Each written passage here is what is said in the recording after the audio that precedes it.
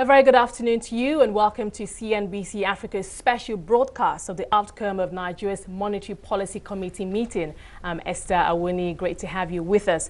Now, today's announcement will be the last for the year, and it comes against a backdrop of concerns surrounding the central bank's handling of foreign exchange rate and calls for further devaluation of the local currency, slow GDP growth, unrelenting inflationary pressure, robust liquidity levels in the financial system, as well as the increasing expectation for a U.S. Fed rate hike in December. Now, shortly, we'll be crossing over to Abuja, Nigeria's federal capital territory, to listen to the central bank Governor Godwin Emefiele as he reads the considerations and decisions of the MPC today. And at its meeting in May, the MPC voted to maintain the key monetary policy rate at 13%. However, it announced a harmonized rate of 31% as the new cash reserve ratio, a move that was widely viewed as further tightening by market watchers. Now, since then, the central bank intensified its efforts to support the naira by banning the sale of foreign exchange to importers of 41 items, including rice, meat, and private jets.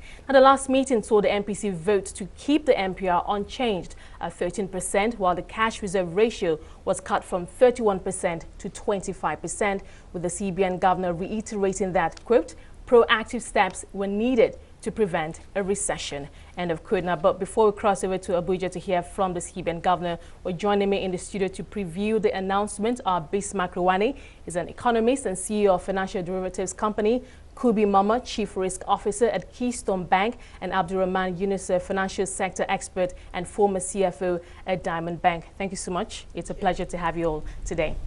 Now, as we know, it's the last and final MPC for the meeting. It's been a very difficult task for the MPC members this year, looking at lower government revenues, lower oil prices, unemployment rising. But now we're looking at different signals, the possibility of a different signal coming out from the MPC today. Of course, general consensus is that we could actually see a cut in the headline interest rate. Some are conservative at 100 basis points. Some are saying, we could actually see 200 basis points.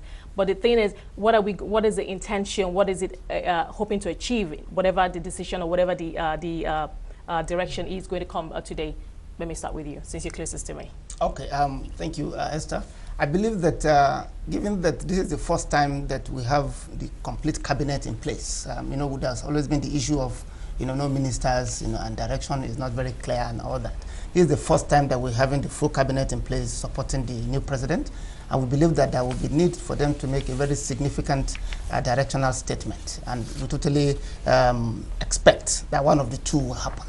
Either cash reserve requirement will be dropped, or whether interest rate will be dropped. I believe either of the two will give the impetus that the economy actually needs at this point in time. Okay, Kubi, I assume you're also going for a cut in the headline rate? Yes, a lot of analysts think that we're going to see that. Reason being, if you look at where current interest rates are in the economy, you look at the interbank rate, treasury bill rate, they're at serious lows. I think the last time we saw rates this low was probably in 2010, when we had bonds, we had coupon rates at about 4%, and we saw these kind of low rates. People were bidding as low as 1.2% in the bond auctions. So we've seen rates as low as this before, and one of the things that is key is that in 2016, government is expected to borrow. They may be borrowing maybe for whatever is left of subsidy. If subsidy isn't totally removed by the end of this year, they will also be borrowing to fund the deficit on the budget. So if that happens, it's a perfect time for government to bring down rates and be able to borrow at a lower cost. So it's good, considering where rates are in the economy, the fact that TSA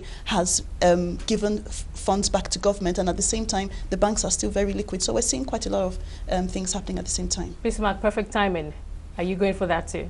Is it perfect timing for the MPC? I think there'll be a reduction in nominal interest rates, the benchmark rate. But more than anything else, the context is now set for the difference between monetary policy and fiscal policy.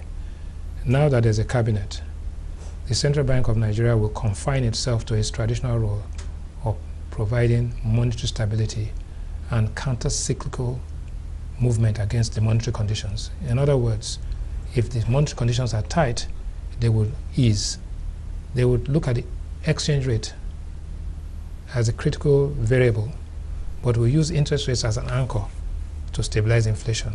So what you're going to see today is a central bank going back to its basic function as against meddling into employment or intervention and all of those things.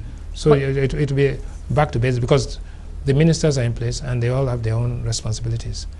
And so the central bank, like in every other country, will confine itself to maintaining monetary stability at a time of increased growth and stimulus activity by the fiscal policymakers. Now, one economic indicator that the CBN also keenly keeps an eye on is inflation, but we're now hearing that the CBN may be a little bit relaxed with inflation. Now, yes, it's a little above its target for the year, but it doesn't appear that the CBN is, very much keen. Inflation, if I can just respond to that, inflation has been in single digits.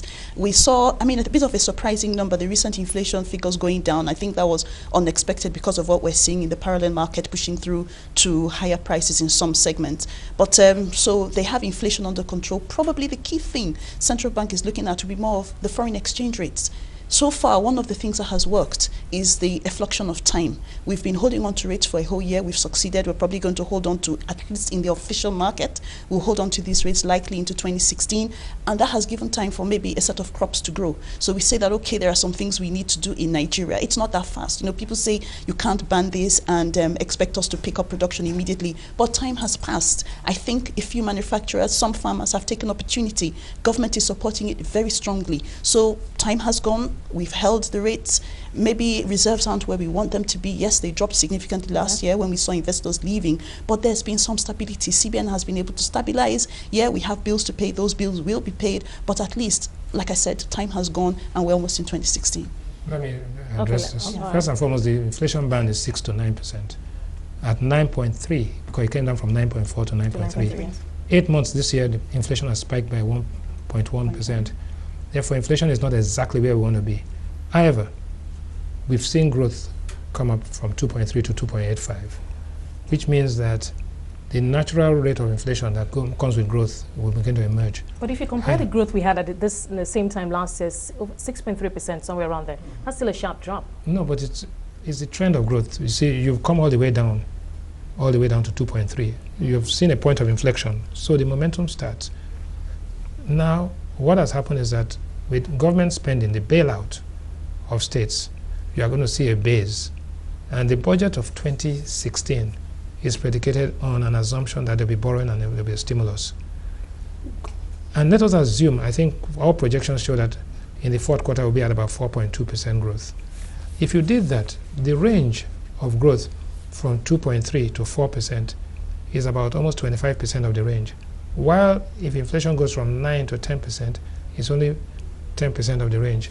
Therefore, it is an increase in inflation at this time, even from 9 to 10%, is not going to be debilitating to the economy. The economy will go along and stability will be maintained. Okay, now, Yinusa, we're talking earlier about the fact that if we do see a hike, this will be coming on the back of a possibility of a hike in rates by the US, the FOMC, as early as December. But you say that that shouldn't really matter to us. But you know that the CBN is going to be looking at both the domestic economy and the international, the global economy, and how it impacts on us here in Nigeria. So do you think that you're saying that shouldn't be a big consideration for the CBN? Let's start from the basics. There's always been the talk about Fed, increasing the rates, and as far as I can recall, maybe in the past 2 years, there's always been this shifting. And the possibility that if that happens, we will see funds moving from emerging market away from emerging market. No, I'm just building up the case to say that expectation has always been there. So it's actually possible that people have actually priced it into whatever it is that they're doing as of today. Nobody's going to wait until the Fed actually increase their rate in December to decide whether they're going to move money out of emerging markets and then go and invest it in US Treasury bills. The truth of it is that most people actually have decided long ago whether they actually are going to stay in this market or not. And indeed, Fed rate hike or no Fed rate hike. And indeed, those who have decided they're not going to stay here if rates move have actually gone. So whoever you see left in Nigeria today as a foreign investor has actually priced in a possible 0.25% movement in Fed rates. Well, Esther, the issue is that it's not money leaving. It's the money that would have come in that is not coming in. Because foreign direct investment has gone down from $8.1 billion in 2012 to $1 billion in 2015. That's a big gap. Your reserves, gross reserves are about $30 billion. Unpaid arrears under negotiated LCs are $3.5 billion. The forward book, airlines. So there is an external imbalance in the system, and that cannot be wished away. We have to deal with it. And so coming to terms with that external imbalance is a critical path for the Nigerian monetary policy authorities to consider. There's nothing you can do. If you bring down interest rates, increase liquidity, you are going to increase pressure on that currency. Can you withstand the pressure? That's a critical issue.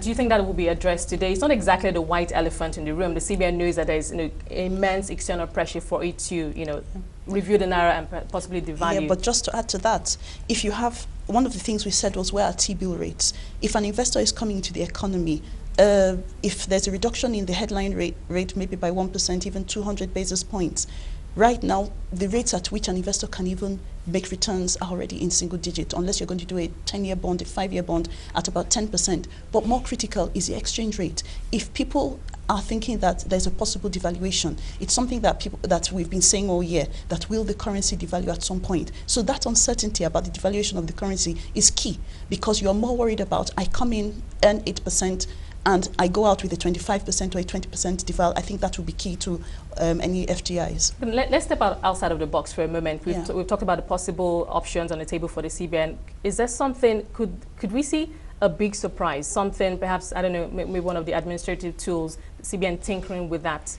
Is that on the table too?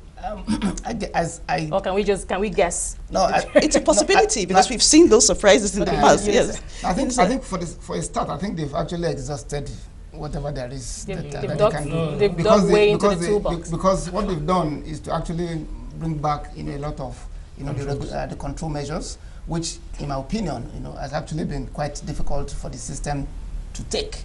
And if they bring in anything now between now and the end of this year, that is too short a time for it to have any impact. So it's just going to be like a rubber stamp to what the CBN has already been doing. Okay, I'll go after Bismarck. The reality is that the decision about exchange rate management is between market forces or rationing. Bismarck, I apologize for cutting you, but we have to go over to Abuja now.